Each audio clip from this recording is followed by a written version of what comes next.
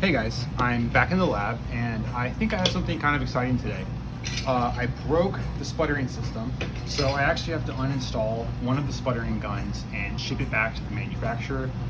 So we're going to be getting in the guts today and taking a look at the system, give you a little bit more idea of how the whole thing's put together and how it works. And I thought I would bring you all along. So today I'll be listening to Remy Wolf. So yeah, let's get suited up and get started.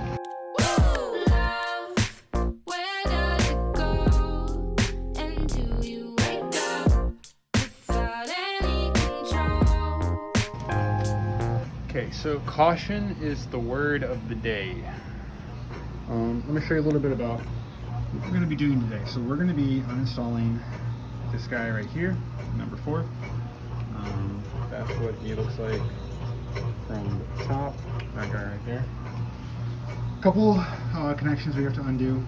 So we've got the main DC power switch. This goes out to a 1000 watt, right? 1000? Yeah, sure. 1000 watt DC box. We've got the whole thing locked out, so we're good to go and disconnect this. We've also got our cooling water channels. You'll see these are actually looped in series. This is the input line, and you'll see the input line just goes from one gun over to the next, and then this one down here on the bottom is our output. We're just going to snap these quick connects and then reroute the water back to the other gun. And then finally we have our compressed air coming into this line that we've got to undo. We've got the wall air turned off, so we're just going to pull these quick connects and we should be fine.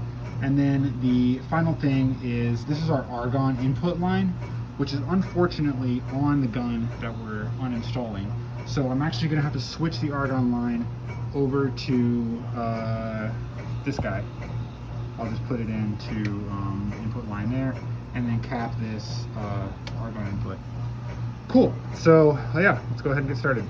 Hey, back in the lab. So you might have noticed that I'm wearing different clothes. It's actually a little bit later than my last filming.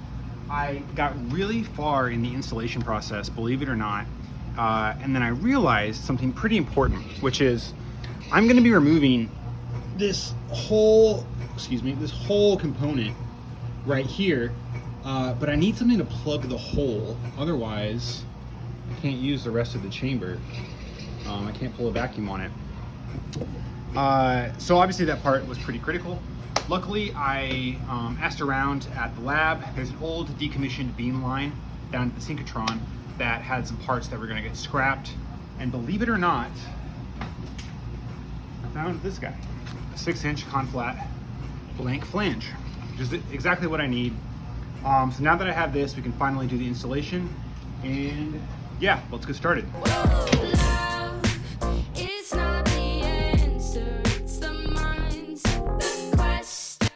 Here I'm giving the conflat flange a quick little ethyl alcohol bath. I want to get rid of any contaminants that were on the surface. Make sure it's nice and clean before going into my supposedly high-tech system. Actually, speaking of cleaning. Okay, so if you look closely, you'll see there's a lot of like little flakes, little shiny flakes down at the bottom of all of these guns. There's a really big one right there. Those metal flakes are the droppings of the materials that we're making. So that's one of the reasons I got to wear all this PPE, is I do not want that stuff in my body. However, when I pull out this component, I also don't want all that stuff to fall and then contaminate my laboratory. So I'm going to give this chamber a really thorough clean right now to prevent anything from spreading out.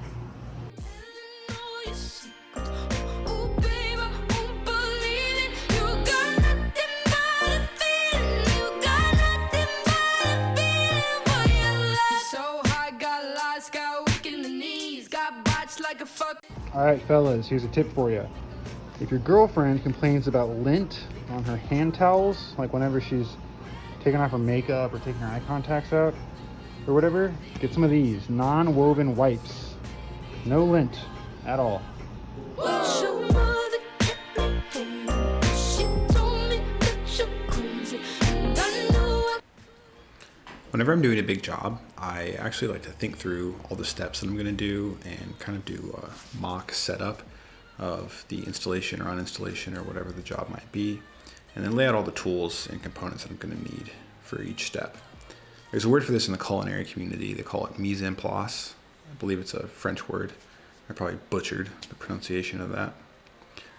Right about now, I am going to realize that I don't have the right size gasket for my flange. Yep, there it was. So now I'm looking around the lab, and I'm going to have to run back to that old decommissioned beam line. Luckily, there was a whole drawer I found that was full of brand new gaskets, and sure enough, the one on top was exactly the one that I needed.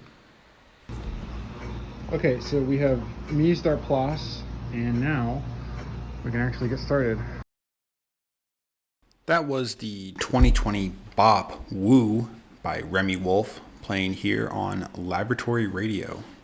Be sure to go check her out. She's really having a moment right now, so you might have heard of her recently, but she's got a really huge discography and it's all really great stuff. So I'm starting to take some other lines out of the way that were kind of blocking me from getting to all the water lines. Here I'm going to start cutting those quick connects, disconnecting the existing water lines, and then starting to drain out all the water. I don't normally get nervous at work, but something about unloading water lines over several thousand watts of power lines had me nervous. Of course, the whole system is shut down and locked out, but an abundance of caution is always appreciated. I also laid down a protective layer of Kim wipes. You can't quite see it from this angle. And there's these little green boxes everywhere to pick up any errant drops. Turns out the currently existing lines weren't long enough, so I actually ended up replacing them with this additional orange line. Later I realized that having an extra line with an extra quick connect in the middle was a little silly. You don't need the extra connections.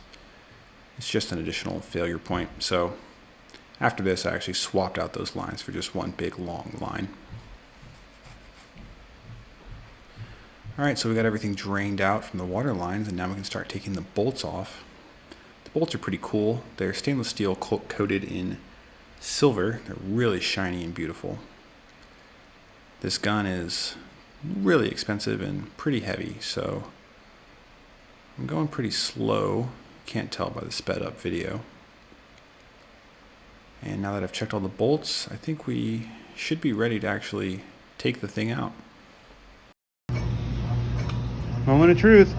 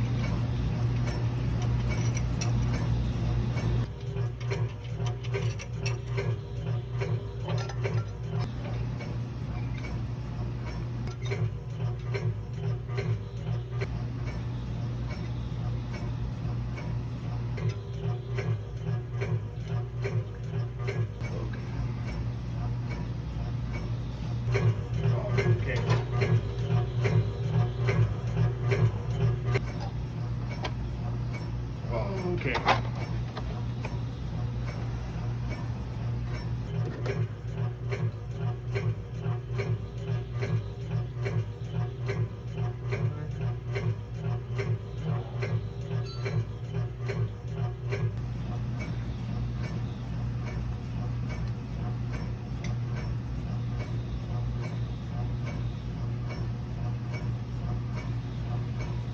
So yeah, that is how you uninstall a sputtering gun from this specific system.